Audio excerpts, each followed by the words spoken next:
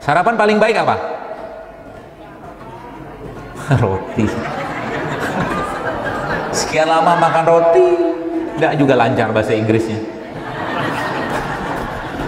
Sekian lama makan pizza, nggak juga lancar bahasa Italinya. Gitu-gitu aja. Makanan kita tuh, ya, coba lihat orang tua kita zaman dulu kalau sarapan paginya apa?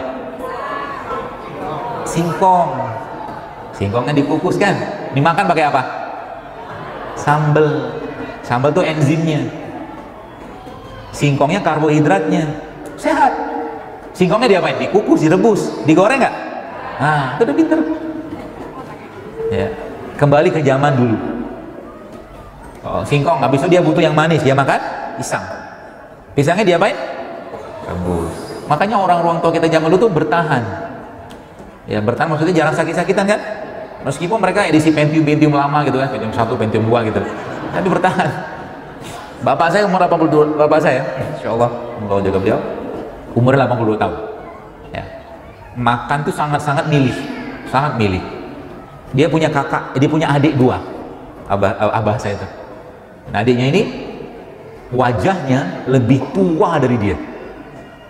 Dan saya baru tahu rahasia kenapa.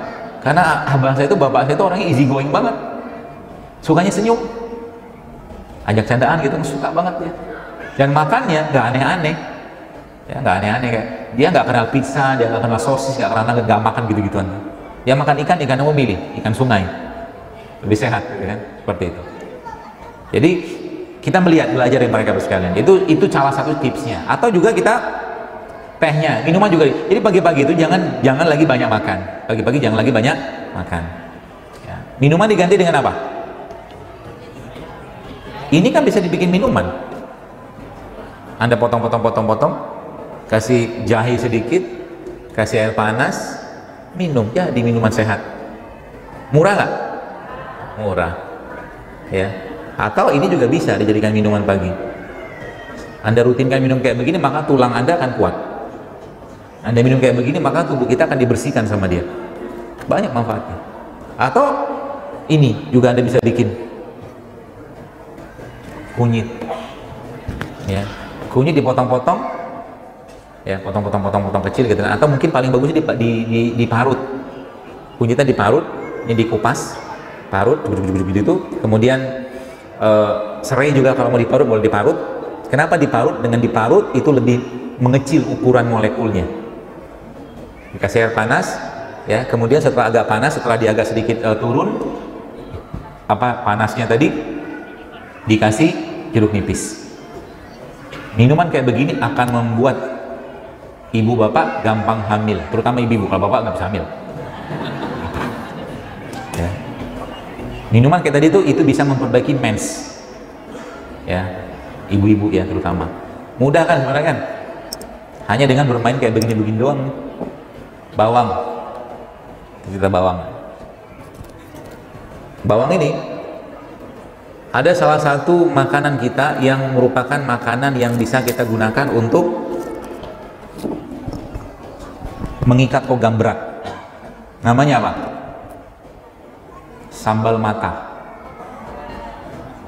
Jadi bawang-bawang gitu, kemudian cabai sedikit, kemudian serai, jangan kasih minyak goreng lagi. Kan sambal mata pakai minyak goreng tuh. Kasihnya minyak, boleh pakai minyak kelapa boleh, atau zaitun lebih baik. Ya. Seperti itu udah makan. Bagaimana cara bikin nasi gorengnya? Ini saya ajarin cara bikin nasi gorengnya. Nasi Anda kukus. Nasi apa? Jangan nasi putih, tapi nasi merah, nasi hitam, atau beras coklat, brown rice. Kukus, kemudian sambal matah tadi, ya, itu sudah siap gitu kan? Ada cabenya, ada bawangnya, ada serainya. Anda masukkan ke dalam nasi tadi. Kebayang? Masukin suiran ayam kalau ada. Kasih sedikit dengan suiran kurma.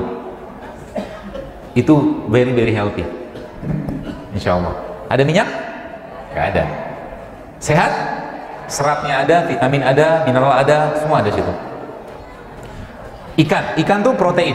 Ikan bagusnya diapain?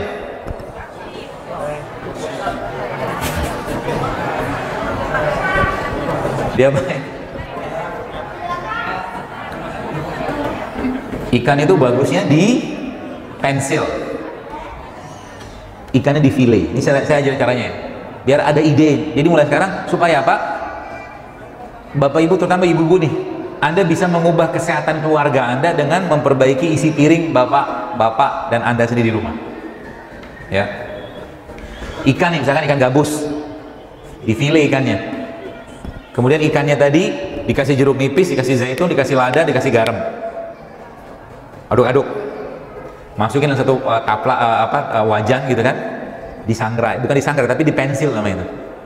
Bolak-balik sampai dia matang. Kebayang? Dimakannya pakai dressing. Biar keren sedikit makanannya. Dan tetap murah, tenang aja. Dressingnya pakai apa? Pakai alpukat. Alpukat ada blender, kasih bawang putih di blender, terus dikasih lada, dikasih garam, kasih zaitun sedikit. Dia bentuknya kayak bubur. Jadi si ikannya tadi dicuil pakai dressing, pakai alpukat tadi. Enak gak? Saya udah nyobain, enak. Ya. Pagi-pagi sarapannya apa? Tadi kan kita bicara tadi ada tempe kan? Tadi ada tempe. Nah, supaya tempe ini berkembang di perut kita, maka pagi-pagi bos sekalian Anda bikin salad dari sayuran. Ya. Contohnya apa? Yang jelas bukan jengkol. Ini pete sore. Pete ini sehat nggak? Sehat? Serius? Asal jangan banyak-banyak aja. Karena dia asam. Pete sama jengkol itu sehat, dia mengandung antioksidan. Ada penelitiannya. Saya pernah diskusi dengan seorang teman, tapi jangan banyak-banyak. Ya. Sebab terlalu asam. Kalau dia asamnya masuk ke badan kita bisa mengganggu asam kita dan nanti buang air kecilnya jadi bau. Jadi banyak buah-buahan yang kita bisa pakai atau sayuran ya. Yang kita bisa pakai untuk jadikan pagi-pagi itu salad. Saladnya apa? Ya misalkan ada potong timun, potong wortel, potong brokoli atau potong sawi gitu kan. Potong-potong kecil aja, pakai mangkok kecil-kecil sebegini, kasih jeruk nipis, kasih madu, kasih lada sedikit. Tadi makan tempe sini kan. Tempenya Anda makan tempe kayak begini, misalkan tempe kayak begini, 2-3 potong, 2 potong aja cukup lah. Anda celupin pakai madu tempenya. Sehat nggak? Insya Allah sehat. Aman, insya Allah aman. Ya, ini probiotiknya, sayurnya prebiotiknya. Maka itu cukup untuk memberi energi ke badan kita sampai siang hari bahkan sampai sore. Ya, minumnya apa? Tadi jahe boleh, serai boleh, macam-macam. Ini salah satu tips ya. Ya, kenapa saya katakan ini perlu kita benerin? Karena memang sampai hari ini kita tidak banyak diberikan pola-pola untuk memperbaiki isi piring kita.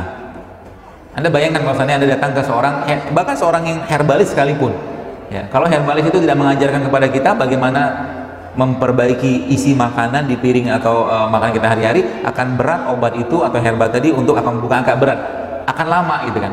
Padahal kalau kita mengganti makanan-makanan kita tadi dengan yang sehat, maka sebenarnya tubuh akan bisa memperbaiki dirinya sendiri. Ini kata kuncinya. Asal kita ngerti. Ya, tadi saya katakan, kenapa sesuatu yang diolah, ya, semakin banyak pengolahannya, dia akan semakin hilang nilai gizinya. Nasi sudah gula, kan glukosa kan dia kan, glukosa dikasih minyak jadi lemak lagi. Dimakan nasi goreng dari lemak, dimakan sama telurnya diapain? Goreng. Protein kan telur kan? Protein digoreng rusak nggak? Rusak. Dimakan sama apa? Bakwan. Kalau nggak kerupuk, gitu kan? Kerupuknya apa? Tepung, gula lagi, karbohidrat lagi. Minumnya teh. Jadi apa yang dimakan? Bukan sampah, rasa. Halal nggak? Toyib nggak? Udah tahu kan toyib itu? Jadi jangan jadi. Kenapa Dr. Zul Akbar melarang kita makan yang toyib yang mana? Udah jelas nggak toyib gitu kan? Kalau saya punya pemahaman tentang toyib. Kalau dia dimakan dalam jangka panjang atau jangka pendek tidak membahayakan badan kita, tidak memberikan efek ke badan kita, maka dia toyib. Contoh, Anda makan jahe, Anda makan tempe kayak begini, Anda makan macam-macam kayak gini tiap hari, ya. Dan tidak memberikan efek. Efeknya apa? Tubuh kita kan ngasih tanda. Ngasih tanda tentang apa keluhan-keluhannya. Jadi kalau seandainya apa tuh namanya tubuh kita baik-baik saja, dalam arti tidak banyak keluhan, maka yang kita makan berarti benar. Tapi kalau seandainya kita makan itu membuat badan kita bermasalah, maka yang kita makan kemungkinan besar adalah masalah. Di luar hal-hal yang seperti pikiran ya. Ya, di luar hal-hal seperti itu. Ya.